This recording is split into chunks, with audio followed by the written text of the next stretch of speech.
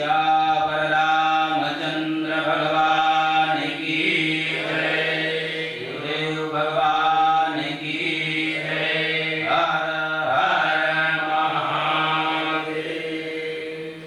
बोलिए श्यावर रामचंद्र भगवान की जय।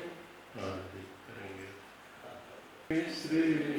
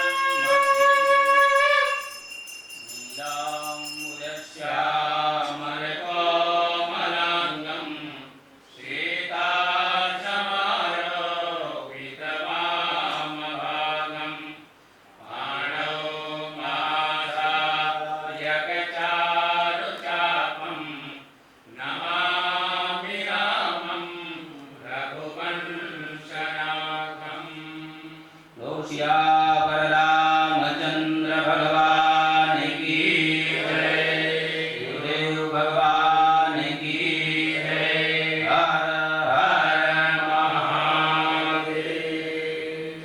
बोलिए श्यावर रामचंद्र भगवान की जय। आरती करेंगे। श्री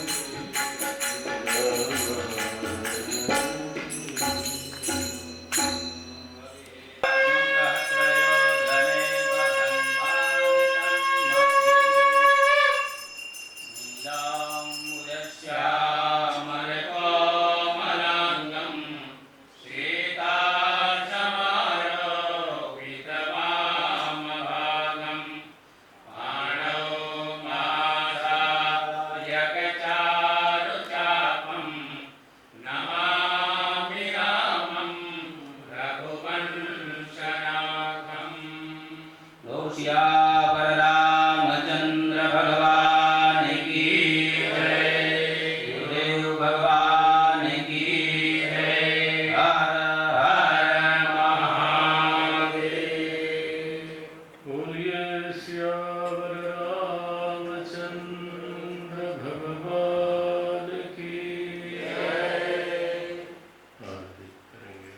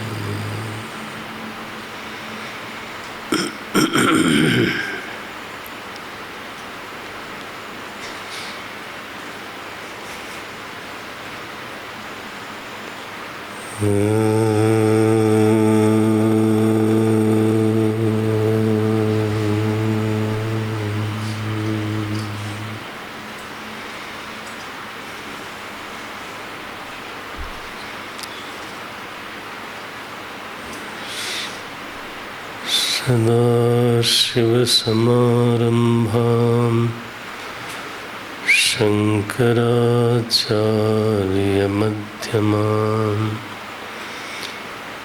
अस्मदाचार्यपर्यन्तां वन्दे गुरुपरम्पराम्।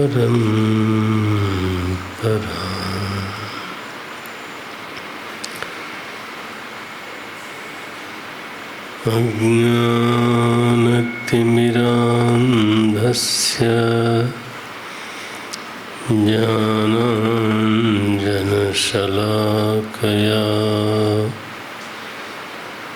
चक्षुरुन्मीलितं येन तस्मै श्री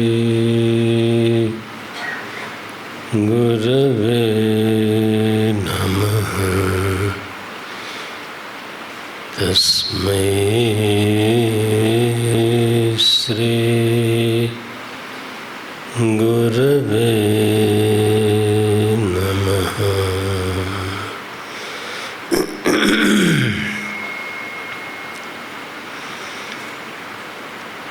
श्री राम जय राम जय जय राम।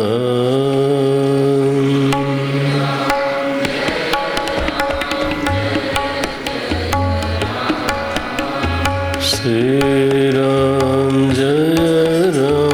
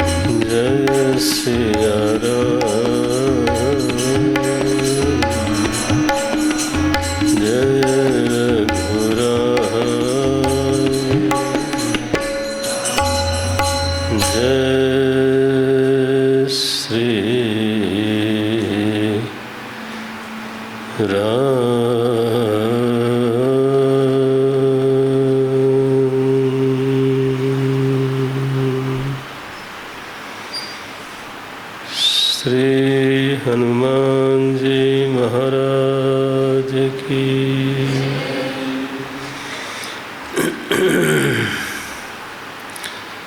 मुनि आगमन सुना जब राजा,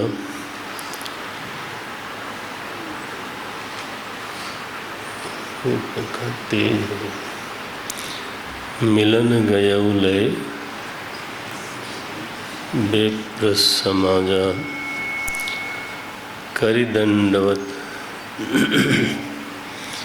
करिदंडवत मुनि सन्मानी, निज आसन बैठारनि आनी। कल हम लोग इस प्रसंग तक पहुँचे थे। इसमें जो हमें दर्शन मिलते हैं भारतीय संस्कृति के जो कुछ मूल सिद्धांत हैं, विश्वामित्र जी के आने का जब समाचार मिला तो मिलन गयउ लय विप्र समाजा, तो विद्वान ब्राह्मणों का समाज लेकर के स्वयं महाराज दशरथ पहुँचते हैं। दंडवत प्रणाम किया, पाद प्रक्षालन किया, पूजा करी और इसके बाद आसन पर, अपने आसन पर विराजमान करवाए।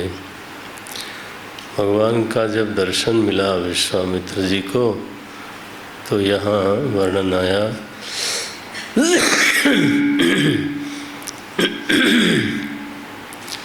भय मगन देखत मुख शोभा, जनु चकोर पूरन शशि लोभा।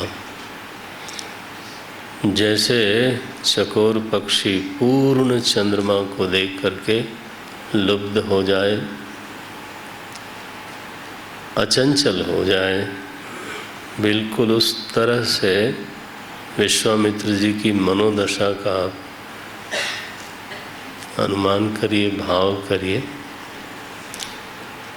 ऐसे देखते रह गए श्री रामचंद्र प्रभु को। लिखते हैं भय मगन, मग्न हो गए। भय मगन मुख देखत शोभा, पहले बोल चुके हैं राम देखि मुनि देह विसारे, तो विदेह भाव में प्रवेश हुआ विश्वामित्र जी का। ये अद्भुत प्रसंग है। इस प्रसंग में एक तरफ तो भगवान के प्रति इतनी गाढ़ अनुरक्ति, दूसरी तरफ संस्कृति का ऐसा स्वरूप जहाँ पर जिसके पास सत्ता है, बल है, ऐश्वर्य है, वो एक तरफ है, और विश्वामित्र जी के पास त्याग है, तपस्या है, वैराग्य है, वो एक तरफ है। सत्ता को ही त्याग के सामने, वैराग्य के सामने दंडवत करना चाहिए। ये आधार है, सांस्कृतिक आधार है। कारण ये है कि अगर त्याग दंडवत करने लग जाए तो वह त्याग होगा कि चापलूसी होगी। अगर त्याग ही दंडवत करने लग जाए आप सोचें तो संस्कृति का क्या हालचाल होगा, दुर्दशा हो जाएगी ना फिर तो। नहीं, सत्ता दंडवत करे ये तो शोभा की बात है, ये तो नियंत्रण की बात है। किसी समाज में जब त्याग अधिक मूल्यवान हो सत्ता से, बल से, ऐश्वर्य से, तो वह जो समाज है उस समाज के जीवन मूल्य सुरक्षित हैं, क्योंकि फिर वो पूरा समाज ही किसको अधिक महत्व देगा? त्याग को। संस्कृति की दिशा क्या होती है? जिसको समाज अधिक महत्व देता है ना? अगर ऐश्वर्य को अधिक महत्व दिया जाए तो समाज की दिशा क्या होगी? ऐश्वर्य प्रेमी, त्याग प्रेमी नहीं, क्या? ऐश्वर्य प्रेमी, बल प्रेमी, वैभव प्रेमी। तो ये एक सूत्र यहाँ देखने को मिलता है और बार बार मानस में मिलेगा कि समाज की दिशा को अगर नियंत्रित करना है, तय करना है कि समाज किस दिशा में चलेगा, तो पहले ये देख लेना चाहिए, तय कर लेना चाहिए कि हम समाज में सबसे अधिक मूल्य किसको देते हैं। उसी दिशा में समाज चल पड़ता है। हम महत्व दें बल को, ऐश्वर्य को, और कदाचित ऐसा बल भी जिसमें कदाचित झूठ भी हो, उसमें चालबाजी भी हो, और उसमें और तरह की चीज़ भी आ जाए। महत्व तो केवल इस बात का है कि बल होना चाहिए, ऐश्वर्य होना चाहिए। अगर ऐसा ही समाज चाहिए, पूरे समाज की यही दिशा होगी, और तब जहाँ वैराग्य है, जहाँ त्याग है, जहाँ जीवन मूल्य है, जहाँ सत्यनिष्ठा है, जहाँ तपस्या है, उसकी कोई कीमत, ठीक है ना? तो ये जो प्रसंग है छोटा सा, ये प्रसंग इस बात का निर्धारण कर देता है कि आपको या हमको समाज को किस दिशा में ले जाना है ना? महिमा किसकी? लोगों ने यहाँ तक कहा जिसकी लाठी, अब बोलो, अगर ऐसा समाज है तो फिर उसी दिशा में जाएगा वो। एक बच्चा भी जाएगा, वो अपने पिता का तिरस्कार कर सकता है क्योंकि उसके लिए बचपन से ये सीखने को मिल गया कि लाठी बड़ी है, तो क्या बड़ा है अगर ये बात कहीं अंदर चली गई और वो गलत चीज़ चली गई तो सारा समाज ही उसी दिशा में चलेगा। तो ये व्यंग है, एक बहुत बड़ा व्यंग है, जिसकी लाठी उसकी भैंस। ये व्यंग ही तो है कि जीवन मूल्यों की बात छोड़िए, सत्य त्याग की बात छोड़िए, तपस्या की बात छोड़िए, देखिए कि लाठी किसके हाथ में है। तो जब यही महत्वपूर्ण है तो फिर सारा समाज भी उसी रूप में चलेगा।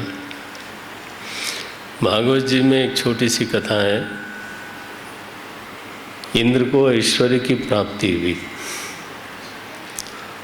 और उस दिन वैभव उत्सव के मद में चूर हो रहे थे लोग। उस समय भगवान बृहस्पति तो वहाँ गए। तो बृहस्पति गए तो अब गुरु गए तो प्रणाम करना पड़ता उठ करके।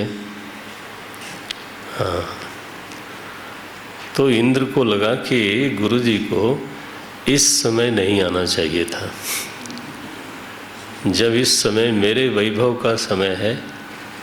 हाँ, मेरा यशोगान हो रहा है, मेरी जय जयकार हो रही है, तो इस समय गुरु जी को भी समझदार होना जरूरी है। किसको?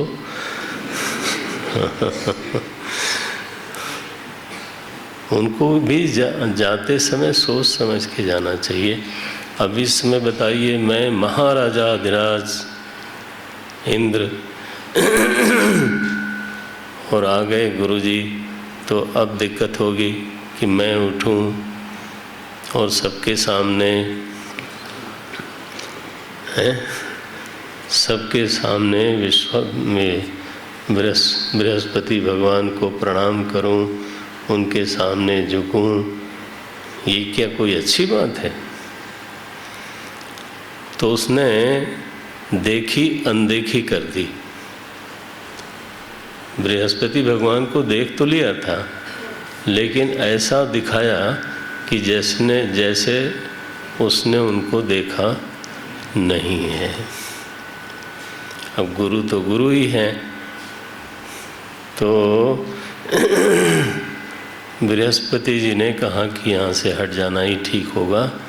तो वहाँ धीरे से वो बच के चले गए, ऐसा कह सकते हैं। और ऐसा भी कह सकते हैं कि उन्होंने इंद्र का मैंने शब्द तो बोल दिया, इंद्र का त्याग कर दिया। भाई, तुम्हारी दृष्टि में अगर ऐश्वर्य ही सबसे बड़ी चीज है, तुम्हारी दृष्टि में अगर बल वैभव ही सबसे बड़ी चीज है, मैं नहीं, तो मैं तो तुम्हें छोड़ता हूँ। और जैसे ही बृहस्पति भगवान ने त्याग किया, वो महाराज ये खबर मिल गई असुरों को और उन्होंने चढ़ाई कर दी। ये देखो। और बृहस्पति भगवान क्या कर रहे थे उस समय? कहते हैं हमारे दर्शन शास्त्रों में कि बृहस्पति भगवान समाज में गए और उन्होंने इंद्र के मत का प्रचार करना शुरू कर दिया। इंद्र का मत क्या था? बल ही सर्वश्रेष्ठ है, वैभव ही सर्वश्रेष्ठ है, यावत जीवेत। हाँ, ये किसका मत? बृहस्पति भगवान। उन्होंने कहा कि भाई, मेरा चेला ये कहता है कि बल वैभव ही सबसे श्रेष्ठ है ना, ऐश्वर्य ही श्रेष्ठ है। तो अब मैं अपने चेले के मत का प्रचार करूंगा। देखिए, इसलिए चारवाक को बारहस्पत्य मत भी बोलते हैं। कुछ लोग शायद जानते हो। किसका मत है ये? बृहस्पति भगवान का। कब ये मत आया सामने? जब इंद्र ने ये दिखाया कि बल सबसे बड़ी चीज है, त्याग नहीं। जब ये दिखाया कि वैभव सबसे बड़ी चीज है, ज्ञान नहीं। जब ये दिखाया कि त्याग, तपस्या, ये सब क्या बेकार की चीज है। चीज तो असली है बल, वैभव, ऐश्वर्य, हाँ, और फिर विलास। तो इसी मत का जब बृहस्पति भगवान ने प्रचार करना शुरू किया तो सारा समाज बल और ऐश्वर्य के पीछे दौड़ा। और देवताओं का क्या हुआ? अगर सारा समाज बल ऐश्वर्य के पीछे दौड़ जाए तो देवता लोगों को कोई पूछने वाला नहीं होगा। अब जब रोना गाना शुरू हुआ तो बृहस्पति जी ने कहा, भाई तू मेरा चेला है, मैंने तो तुम्हारे ही मत का प्रचार किया था, तुमने ही तो ये बताया था कि गुरु की ओर देखने की जरूरत नहीं है, गुरु जी को सोच समझ के पहुंचना चाहिए। हाँ इस समय मेरी जय जय हो रही है तो इस समय इनको नहीं आना चाहिए था।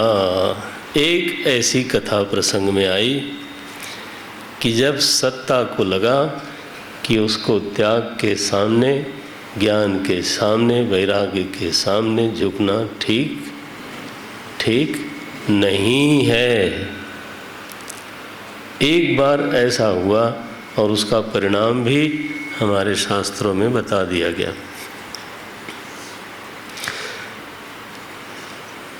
देवता का बल वीर समाप्त। तो एक सूत्र है ये, समाज को के बारे में जो लोग भी सोचने वाले हैं उनको इस बात का ध्यान जरूर रखना पड़ेगा कि वो महत्व किसको देते हैं। हमें याद है जब हम लोग पढ़ते थे तो यूनिवर्सिटी में कभी कभी ऐसा भी प्रसंग आता था, जो लड़का सबसे बदमाश बड़ी गाड़ी में जावे, एक झुंड के साथ आवे और फिर लड़के जो यूनिवर्सिटी के हैं वो समझें कि ये सबसे अच्छा यही है। देखो ये है, इसको कहते हैं ऐश्वर्य, ताकत। यहाँ तक कि नेता लोग भी उसी से आके मिल के चले जाएं तो परिणाम क्या होगा फिर? कि जो भी लड़का अपना आइडियल चुनेगा वो किसको चुनेगा? तो तेजस्वी विद्यार्थी निकलेंगे कि बदमाश विद्यार्थी निकलेंगे? सदाचारी निकलेंगे या तो ये सूत्र है समाज की दिशा को तय करने के लिए। वो चाहे बड़े से बड़े लेवल पे हो, एक बार ये तय हो जाए कि नहीं पावर चाहे वो किसी तरह से मिली हो तो फिर सारा समाज उधर ही चलेगा। आज आप पावरफुल हो, कल दूसरा व्यक्ति हो सकता है आपसे ज़्यादा लेने की कोशिश करे और फिर पूरा समाज, छोटा से छोटा व्यक्ति भी क्या चाहेगा? वही बनना चाहेगा। तो मैंने ये इशारा किया कि ये जो प्रसंग आते हैं ना, ये सांस्कृतिक सूत्र हैं। ये हमारे ऊपर भी बहुत कुछ तय करता है, निर्भर करता है कि हम किसको कितना महत्व देते हैं। अगर हमारी महत्व बुद्धि सही है तो समाज की भी दिशा किसी न किसी मामले में सही रहेगी। हाँ। तो यहाँ देखो कैसा प्रसंग आता है। महाराजा दशरथ जिसके पुत्र हैं श्री राम, इसके बावजूद वो चरण पखारी कीन अति पूजा। ये है, ये दिशा है समाज की। महाराज पूछते हैं ऋषिश्वर क्या सेवा करूं बताइए। आपके कहने में देर होगी, मुझे पूरा करने में देर नहीं होगी। विश्वामित्र जी अब देखो एक वेदना की बात कही उन्होंने। क्या बोलते हैं? उन्होंने पूछा कई कारण, आपको मिली ना पंक्ति में, तो मिल गई ना। कई कारण आगमन तुम्हारा, आपने कैसे कृपा की, आज्ञा दीजिए। अब विश्वामित्र जी क्या बोलते हैं? असुर समूह सतावहि मोही। महाराज अब देखा जाए तो हम तो जब भी पाठ करते हैं तो यही भाव आ जाता है, क्या करें। दशरथ जी महाराजा थे, चक्रवर्ती सम्राट थे, और उनके राज्य में ऋषि, और ऋषि भी कैसा, विश्वामित्र जैसा, उसको आ करके अगर ये कहना पड़े, अगर ये कहना पड़े कि असुर समूह, आपको कैसा लगता है?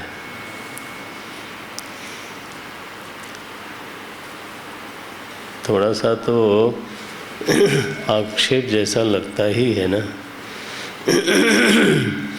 असुर समूह सतावहि मोही, मैं जाचन आयऊं।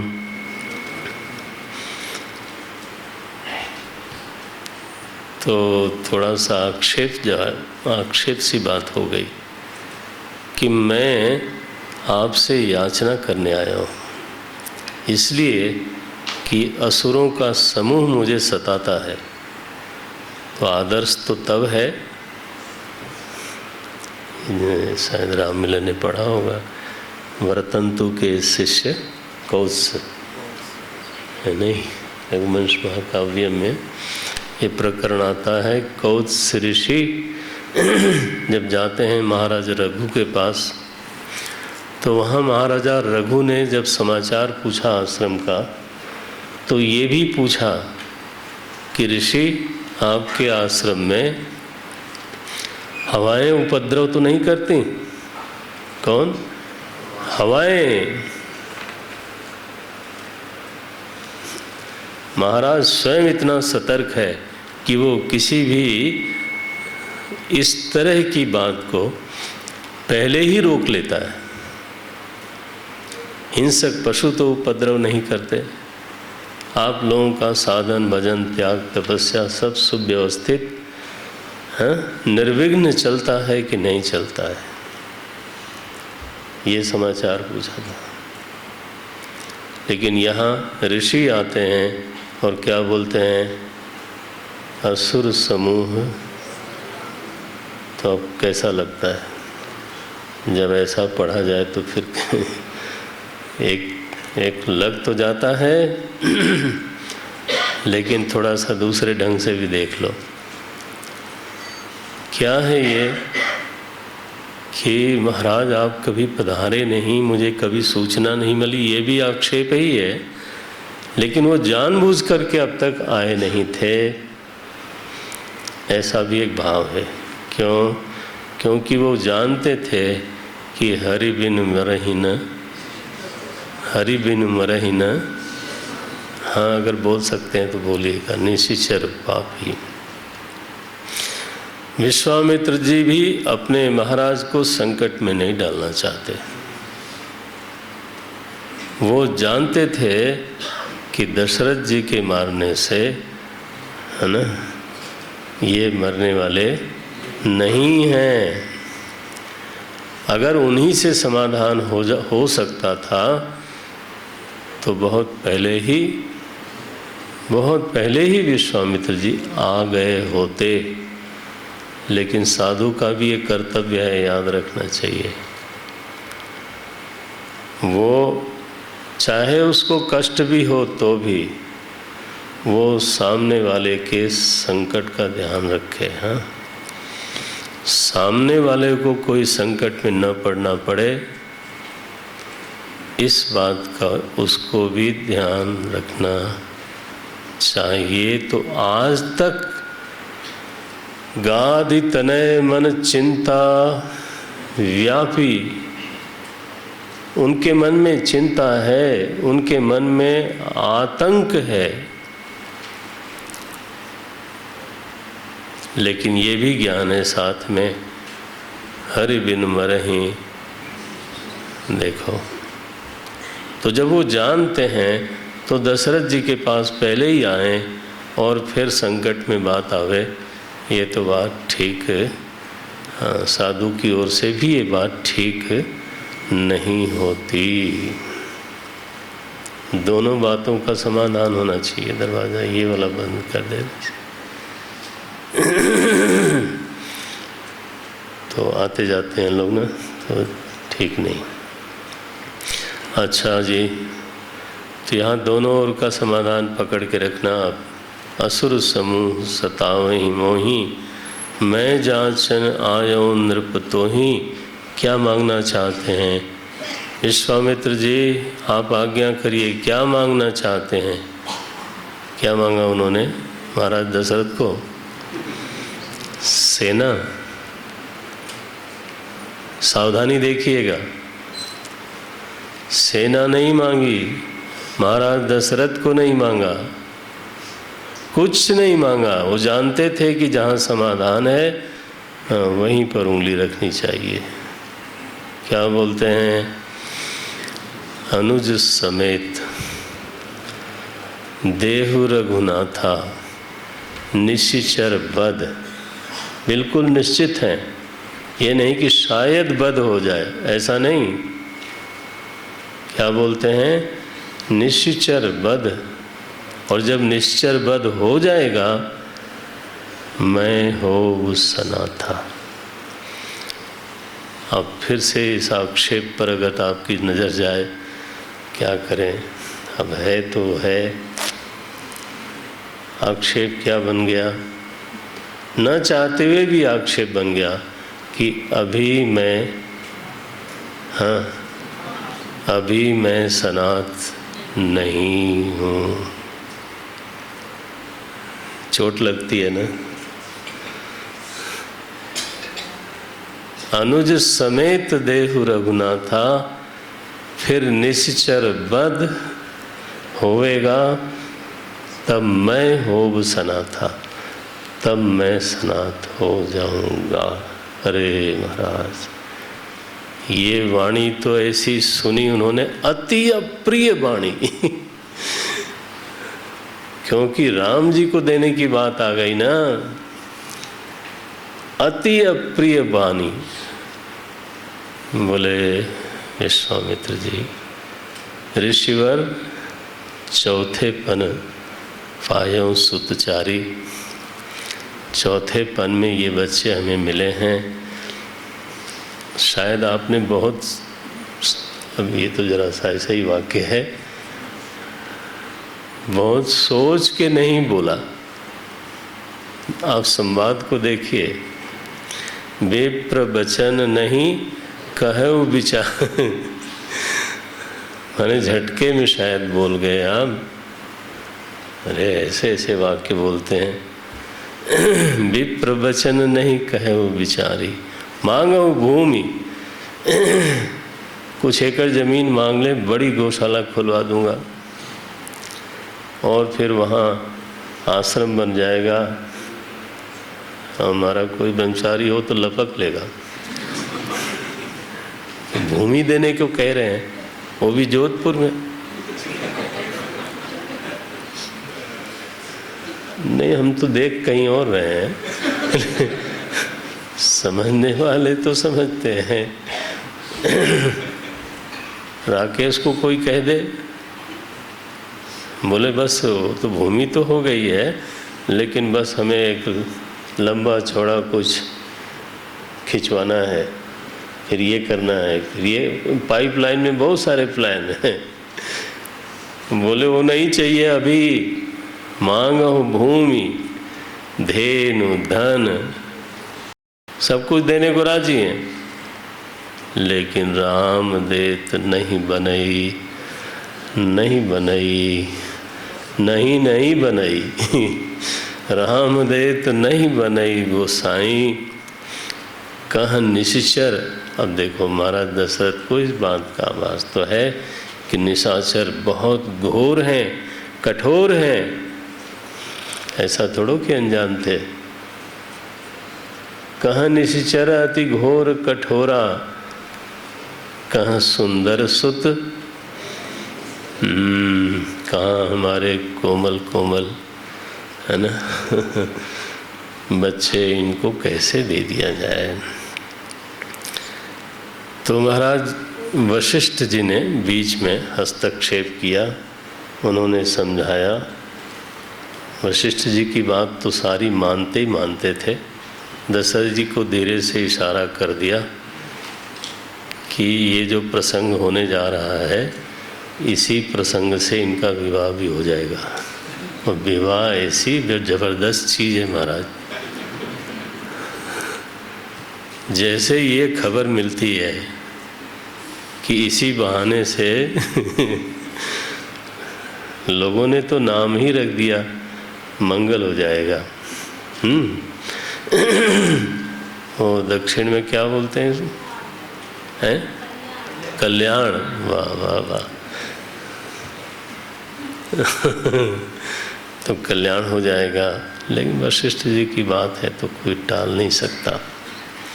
विश्वामित्र जी महानिधि पाई, विश्वामित्र महानिधि पाई। विश्वामित्र जी को जैसे महानिधि मिल गई। आदर से दोनों बच्चों को बुलाया है और विदा किया। पहले जाते हैं वो माताओं से मिलने के लिए, आशीर्वाद ले करके, और फिर सौंपे भूप ऋषि सुत, ये सौंप दिया। देखते हैं, सौंपे भूप ऋषि सुत बहुविधि देई आशीष। हाँ, पिताजी माताजी इन्होंने बहुत आशीर्वाद दिया। जननी भवन गए प्रभु, ऐसे नहीं बाहर बाहर चले गए, माताओं से मिले। जननी भवन गए प्रभु, चले नाई पद शीश। और एकदम से दशा बदलते हैं तुलसीदास जी। अभी तो कोमल किशोर है ना, और देखिए अब पुरुष सिंह दो वीर। अब ये एक क्षण में पुरुष सिंह हो गए। वीर रस जैसे छलकता हो। पुरुष सिंह दो वीर, हरस चले मुनि भय हरन। कृपा सिंधुमती धीर, अखिल विश्व कारण। करण, अब रूप बदल गया। ये तो अखिल विश्व के कारण करण हैं। आँखों में थोड़ी लाली आ गई। अरुण नयन, देखो ये है किशोर उपासना। भक्ति संप्रदाय में कैसे बोलेंगे इसको, किशोर। अभी अभी तो गुरुकुल से लौटे हैं और अब विश्वामित्र जी के पीछे पीछे दोनों चलते हैं। और प्रसंग है वीरता का, आयु है युवावस्था, तो बस इसका ध्यान करता है भक्त। भक्ति दर्शन में कैसे बोलेंगे इसको, ये ध्यान का मूर्ति हो गई ना। अरुण नयन अरु बाहु विशाला, उर बाहु विशाला। चौड़ी छाती, विशाल भुजाएं, नील जलज तनु श्याम तमाला। बिल्कुल कसा हुआ है, वस्त्र भी ढीले ढाले नहीं, कट पट पीत कसें, ये मूर्ति ध्यान की है। हाँ, साधक लोग जब इसी प्रसंग को पढ़ते हैं तो ये ध्यान का आलंबन बनता है। चले हमारे प्रभु, और जब चले तो जैसे ही आहट मिली तो पहला प्रहार हुआ, ताड़का दौड़ी विश्वामित्र जी की तरफ। चले जात मुनि दीन दिखाई, मुनि ने उनकी ओर हाथ उंगली करके ऐसे दिखाया, ये है राम, सावधान, ये ताड़का है। और महाराज किसी की ओर ऐसे उंगली करके दिखा दिया जाए तो फिर तो है ना। तो एकदम से दौड़ी, सुनी ताड़का क्रोध करी धाई, ताड़का का वध किया। एक ही बाण प्राण हर लीना, दीन जान ते ही निज पद दीना। लो जी, उसको निज पद दिया है। इसके बाद मारीच आया तो उसको उन्होंने बिना फर का बाण मारा, यानी उसमें नोक नहीं थी, धक्के से जैसे उसको ढकेल दिया हो, और वो गया महाराज समुद्र के किनारे जाके पड़ा। सतजोजन गा सागर पारा। फिर सुबाहु आता है, पावक सर, मैंने उसको तो ध्वस्त कर दिया, अग्नि बाण से मारते हैं। पावक सर सुबाहु पुण्य मारा, अनुज निशाचर, और बाकी जो राक्षस लोग थे उनको लक्ष्मण जी ने उनका अकाउंट क्लियर कर दिया। अनुज निशाचर कटक संहारा, मारी असुर, असुरों को नष्ट किया।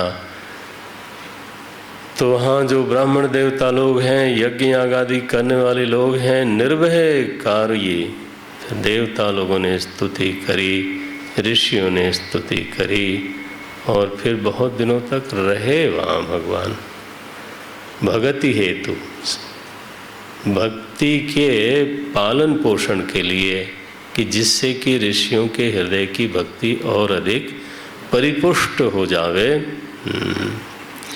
भगति हेतु बहु कथा पुराना, कहे विप्र। क्या भगवान को मालूम नहीं था?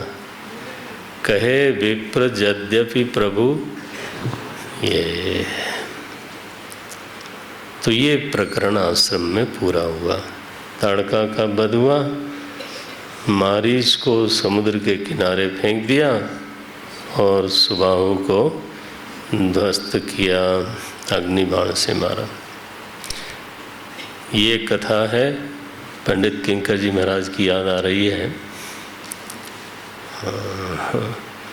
इतनी छोटी सी कथा इतना दार्शनिक होकर के, दार्शनिक दृष्टि से इसकी व्याख्या करते थे। थोड़ा सुनना इसलिए भी चाहिए कि रामायण जब चाहें तो कठिन भी हो जाता है, जब चाहें तब सरल भी हो जाता है, कभी रसमय भी हो जाता है। अब यहाँ ऐसे बोलते हैं, विश्वामित्र जी को लेकर के श्री राम प्रभु जब जा ही रहे थे और उस समय ताड़का आई है, तो कैसे बोलते थे, इसकी व्याख्या कैसे करते थे? बोलते हैं, सुनि ताड़का क्रोध करी, हाँ, तो क्रोध करके दौड़ती है। ये पहला रामावतार का देखो भला, तो वध भी शुरू किया तो किससे शुरू किया? परित्राणाय साधु नाम, ये तो ठीक है, विश्वामित्र जी के परित्राण के लिए चले। विनाशाय च दुष्कृताम, वो भी ठीक है, लेकिन दुष्कृताम में पहला नंबर किसका? ये कृष्ण अवतार में और राम अवतार में, दोनों अवतारों में ये हुआ। पहला वध स्त्री का हुआ, लोग उचित तो नहीं मानते, अब लेकिन आया यहाँ पे करी ताड़ का क्रोध करी धाई। भगवान ने क्या किया, एक ही बाण प्राण हरि लीना। इसका दार्शनिक रूप ये है, एक ही बाण से ताड़का को मारा। आध्यात्मिक व्याख्या ये की जाती है कि ताड़का कौन है, ताड़का है दुराशा। अब आपको ज़्यादा ध्यान देना पड़ेगा। हाँ, दुराशा, गोस्वामी जी ने इसका संकेत उन्होंने बिल्कुल आरंभ में बालकांड में दिया। सहित दास दुख दोष दुराशा तीनों की, ये संकेत रूप से गोस्वामी जी लिखते हैं। दास के जीवन में 3 विघ्न हैं, दोष है, दुख है और दुराशा है। ये पंक्ति लिखी गोस्वामी जी ने, बहुत ध्यान देना है। सहित दोष दुख दास दुराशा, दुख और दुराशा और दोष, इन तीनों विघ्नों का समाधान होना चाहिए। अच्छा दुराशा माने ये स्त्रीलिंग एक ही शब्द आता है, ताड़का हुआ। दुराशा क्या चीज़ है, वहाँ पे आशा करना जहाँ पे वो पूरी नहीं हो सकती। ठीक है, तो उसको आशा नहीं कहेंगे, क्या बोलेंगे, दूर आशा। बन गया ना।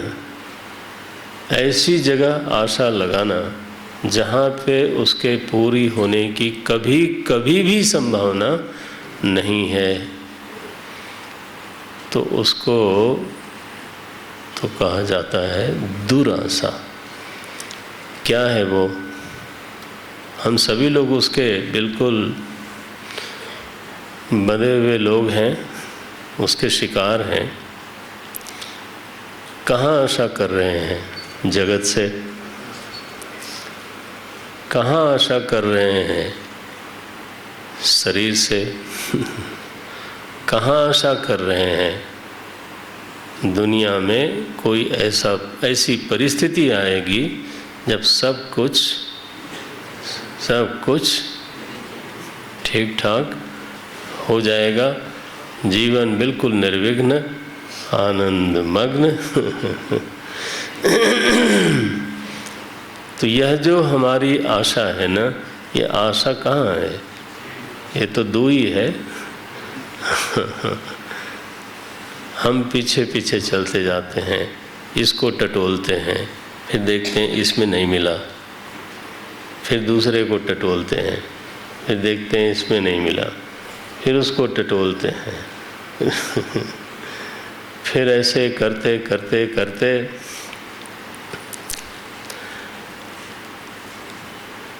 करते करते बूढ़े हो जाते हैं। और क्या। आप क्या सोच रहे थे मैं कोई बड़ी चीज़ बताऊंगा? लोग कहते हैं छोटे बच्चे को, ये इसका स्वर्णिम काल है, गोल्डन पीरियड है। जरा बच्चे से पूछिए, जो आता है वही गाल ऐंठ के चला जाता है। बोले प्यार कर रहे हैं, प्यार तो कर रहे हैं, उसका हाल देखो ना।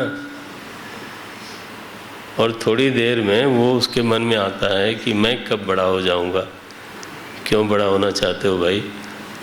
मैं भी ऐठूंगा। हो महाराज, फिर होते हैं बातें, नहीं युवावस्था देश का भविष्य है। और बच्चे से पूछा जाए, बोले करियर अभी बना नहीं। अभी तो हम करियर के पीछे हैं, सेटल नहीं हुए, देश का भविष्य बना रहे हैं। बोले स्वामी जी आप ऐसे एकदम से बोलेंगे तो कैसे चलेगा? नहीं, कभी कभी तो एकदम से बोलना ही पड़ता है, हर समय थोड़ा बोलते हैं। फिर जब तक सेटल होने का थोड़ा एहसास होता है तब तक शरीर अनसेटल होने लगता है। शरीर भी तो मजेदार है ना, उधर सेटलमेंट और इधर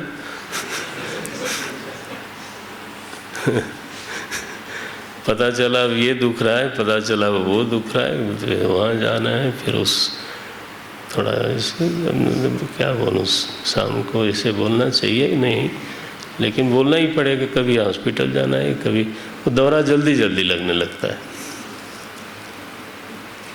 ये कहानी है,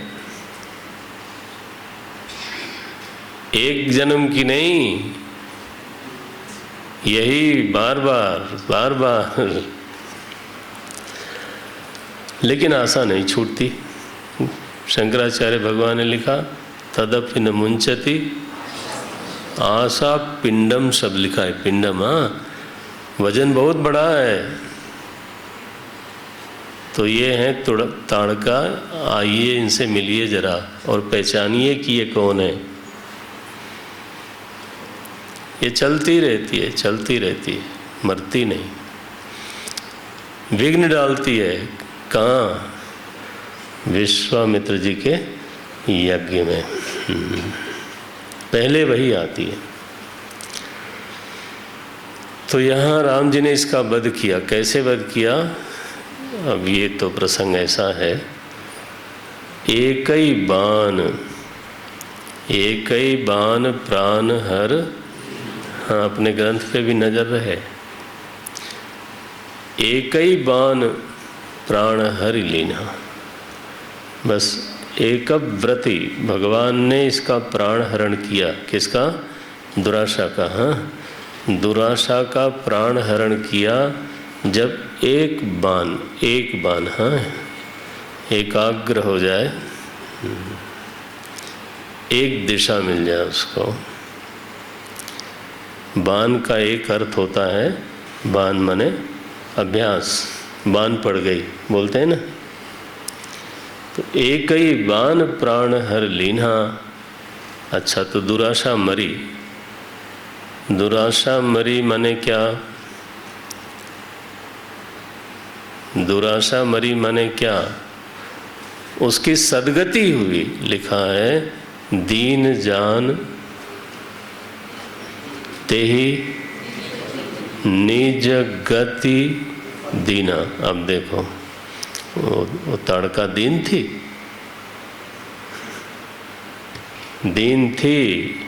वो दुराशा थी, कभी मिटती नहीं थी। भगवान ने देखा कि नहीं, अब दुराशा को सद्गति देना चाहिए। दुराशा की सद्गति क्या है? दुराशा की सद्गति क्या है? दुराशा आशा बन जाती है यदि वो सही जगह लग जाए। बस इतना ही है। दुराशा तब तक है जब तक वो ऐसी जगह लगाई जाए जहाँ वो पूरी नहीं हो सकती, तब तक वो दुराशा है। लेकिन उसमें दू निकालो और ऐसी जगह लग जाए, हाँ, जहाँ वो पूरी होएगी। बस, आखिर तो आशा के बिना तो साधना भी नहीं होती। लेकिन वो ऐसी जगह लगे जहाँ वो आगे चल के पूरी हो जाएगी। कहाँ लगने से पूरी होगी? निज गति। जब तक संसार गति है तब तक तो कभी पूरी नहीं होगी। ये मेरी इसमें देखो, केवल मैं दोहरा रहा हूँ और मैं मानता भी हूँ, जैसा कि व्याख्या की गई। ये सारा उन्होंने दर्शन पंडित राम किंकर जी का है। ये बहुत अद्भुत व्याख्या करी उन्होंने। निज गति दीना। जैसे ही दुराशा में से दुराशा दूर गया और आशा बनी वो, और वो ईश्वर की ओर हो गई। निज गति माने ईश्वर की गति, ईश्वर पर्यवसायिनी आशा। चलो अब अपनी भाषा बोलता हूँ। कैसी? ईश्वर पर्यवसायिनी, ऐसी आशा जिसका कल्मिनेशन कहाँ होता हो? राम जी में, प्रभु में। जब यह रूप मिला तो सद्गति हो गई। किसकी? हाँ, अब रहस्य देखो कैसे खुला। दीन जानी ते ही निज गति दीन्हा तब ऋषि। जब दुराशा मरी और आशा को सद्गति मिल गई तो लिखा है तब ऋषि निज नाथ ही। देखो भला, जब चले थे महाराज दशरथ से मांगने के लिए चले थे, तब भी तो यही लिखा था, हरि बिन मरहि न निश्चर पापी। लेकिन देखो ना जरा, इस पंक्ति को देखना, यहाँ आकर के पहचान हुई। ताड़का वध के बाद पहचान हुई। क्या लिखते हैं? दीन जान, क्या बोलते हैं? तब ऋषि निज नाथहि जिये चीन्हा। बाहर नहीं, कहाँ चीन्हा?